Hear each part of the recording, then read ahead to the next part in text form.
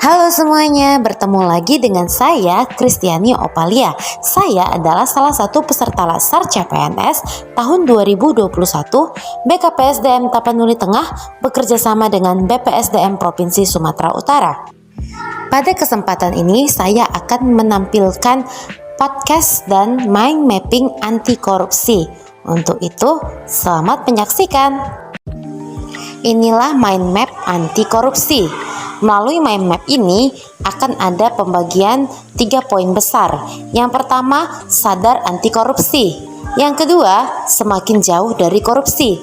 Dan yang ketiga, bangun sistem integritas.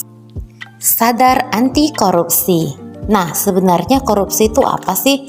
Nah, dalam bahasa Yunani, korupsi itu artinya tidak baik, buruk, curang, dapat disuap, tidak bermoral, menyimpang dari kesucian, dan melanggar norma agama, material, ataupun mental.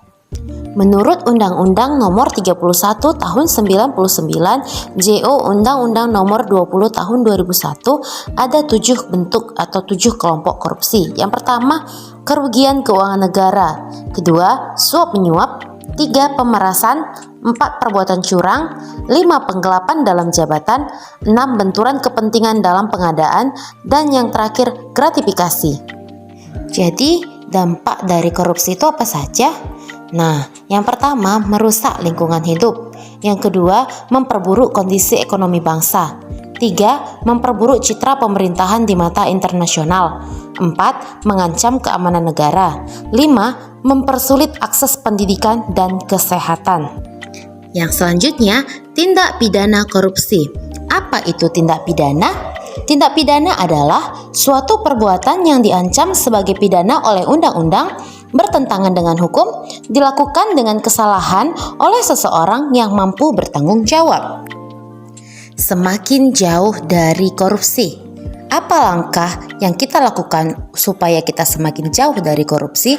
Yang pertama adalah tunas integritas. Tunas integritas menjelaskan mengenai manusia sebagai faktor kunci perubahan dan pendekatan yang seutuhnya terkait manusia sebagai makhluk dengan aspek jasmani dan rohani serta makhluk sosial yang harus berinteraksi dengan lingkungannya. Maka pembangunan integritas dimulai dari upaya membangun integritas individu yang selaras dengan integritas organisasi dan bangsa. Yang selanjutnya, nilai dasar anti korupsi atau bisa disebut dengan nilai integritas. Apa saja yang menjadi nilai-nilai anti korupsi? Yang pertama yaitu jujur, kedua peduli, 3 mandiri, 4 disiplin, 5 tanggung jawab, 6 kerja keras, 7 sederhana, 8 berani, dan yang ke-9 itu adil. Bagaimana proses penanaman nilai integritas? Yang pertama dengan kesediaan, yang kedua identifikasi, dan yang ketiga internalisasi, yaitu menerima dan mengaktualisasikan integritas. Bangun sistem integritas. Nah, apa saja sih cara yang bisa kita lakukan untuk membangun sistem integritas? Yang pertama yaitu reframing culture. Reframing culture adalah teknik mengembalikan konten kepada konteks semula atau pada orientasi sebelumnya. Yang kedua, seeding of integrity, yaitu upaya menanamkan pengaruh integritas pada bawah sadar hingga dapat membentuk perilaku kebiasaan dan budaya integritas. Untuk seeding of integrity, bagaimana cara kita membiasakannya? Yang pertama dengan melakukan afirmasi, yaitu pengulangan dengan rumusan kata-kata.